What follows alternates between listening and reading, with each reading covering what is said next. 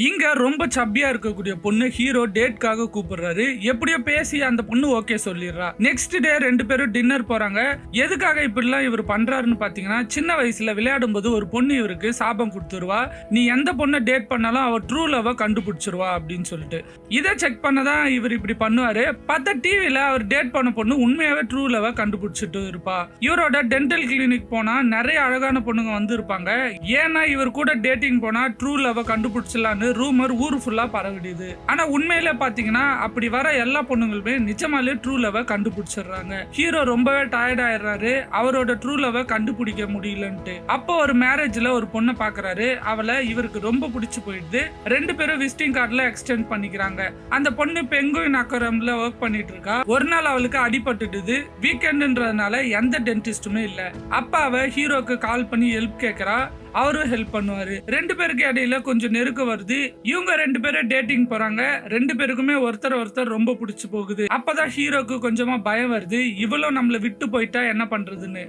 அந்த பொண்ணு கிஸ் பண்ண வந்தா கூட அவர் ரொம்ப பயப்படுறாரு. ஆனா அந்த பொண்ணு கூடவே இருக்கணும்னு எக்ஸ்ட்ரா எஃபர்ட் போடவும் ஆரம்பிக்கிறாரு. இதெல்லாம் அந்த பொண்ணுக்கு கொஞ்சம் கொஞ்சமா அவர் மேல இன்ட்ரெஸ்ட் போக வைக்குது.